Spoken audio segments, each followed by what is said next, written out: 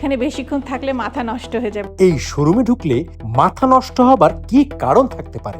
আপনার প্রিয় মানুষের শাড়ি দিয়ে আমরা আপনাদেরকে কাঁথা তৈরি করে দেব। অপেক্ষা করুন, আরো আছে।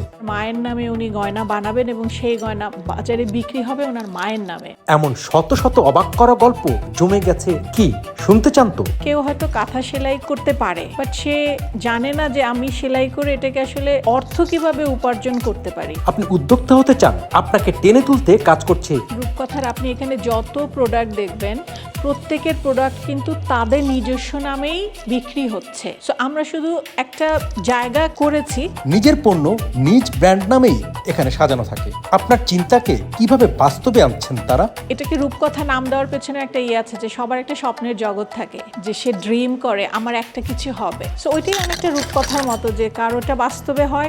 আপনার পণ্য চলে আসবে এই শোরুমে, অর্থাৎ আপনার জন্য দোকান তারাই তৈরি করে রেখেছেন। এই বুটিকটা আমরা খুবই নতুন, এর মধ্যে 35 জন উদ্যোক্তা তাদের জিনিস আমাদের এখানে দিয়েছেন এবং জিনিসগুলো ব্যবহার সামগ্রী, কাপড় থেকে শুরু করে মানে আপনার দৈনন্দিন জীবনে কোনো না কোনো কাজে এই জিনিসটা লাগবে। এখানে আসলে কিছু না কিনে ফেরত যাবে এমন মানুষ পাওয়া মুশকিল। কেন?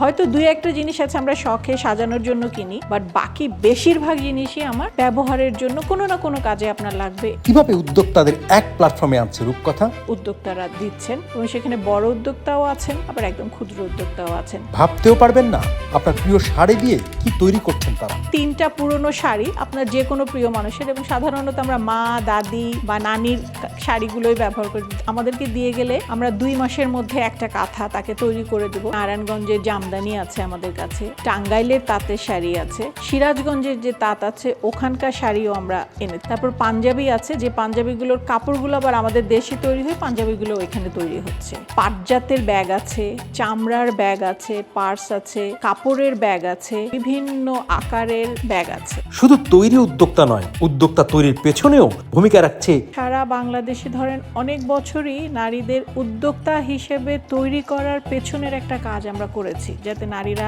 অর্থনৈতিকভাবে স্বাবলম্বী হতে পারে। বাট এই লিঙ্কেজের জায়গাটা এবং তার মার্কেটের স্ট্যাবলিশমেন্টের জায়গাটা আসলে তাদের জন্য একটু কষ্টসাধ্য।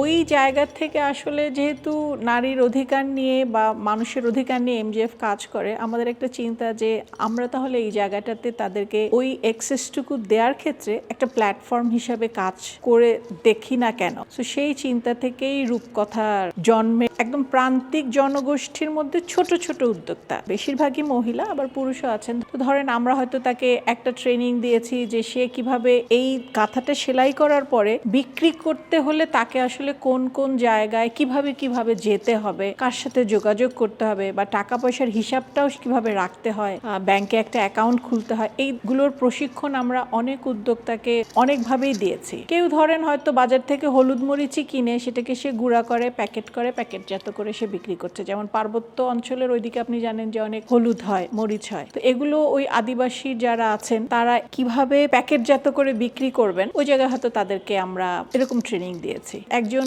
এখানে গয়না বানিয়ে দিয়েছেন আমাদেরকে, গয়না তৈরি করেন এবং বিভিন্ন জুয়েলারির দোকানে ওনার গয়না যায়, উনি কারিগর। তো যখন উনি শুনতে পেলেন যে আমরা এখানে গয়না নিব কিন্তু এটা ওনার একটা নাম থাকবে, উনি নিজের থেকে আগ্রহ হয়ে এখানে এসছেন, গয়না বানিয়েছেন এবং যে ডিজাইনগুলো উনি দিয়েছেন বলেছেন এগুলো শুধু এই রূপকথার জন্য এই ডিজাইনগুলো করেছেন। যেমন খুবই ছোট উদ্যোক্তা আছে, একদমই নতুন উদ্যোক্তাও আছেন যে আগে জিনিস তার নামে দিচ্ছেন না, আবার কিছু কিছু ভালো ব্র্যান্ডও এখানে এসছেন যারা অলরেডি তাদের একটা প্ল্যাটফর্মে তারা পরিচিত, কিন্তু তারপরে ওনারা আমাদের সাথে যুক্ত হয়েছেন। আমরা তো সবাই কাঁথা কিনে কাঁথা গায়ে দেই, আমাদের একজন উদ্যোক্তা উনি কাঁথা তৈরি করেন। তো ওনার সাথে আমরা একটা করেছি যে সেটা হচ্ছে যে ওই উদ্যোক্তা তার এটার নাম দিয়েছেন স্পর্শ। মানে আমি কোনো ক্রেতা দেখি নাই যিনি এসে শুধু ঘুরে চলে গেছেন, এবং অনেকেই বলছেন যে এবং বলেন যে আবার আমি আসবো, কারণ অনেক কিছু আমি আসলে কিনতে একসাথে পারলাম না, বাট তাদের একটা অতৃপ্তি যে দোকানে অনেক কিছু রেখে যাচ্ছে যেটা তার কেনার খুব ইচ্ছা।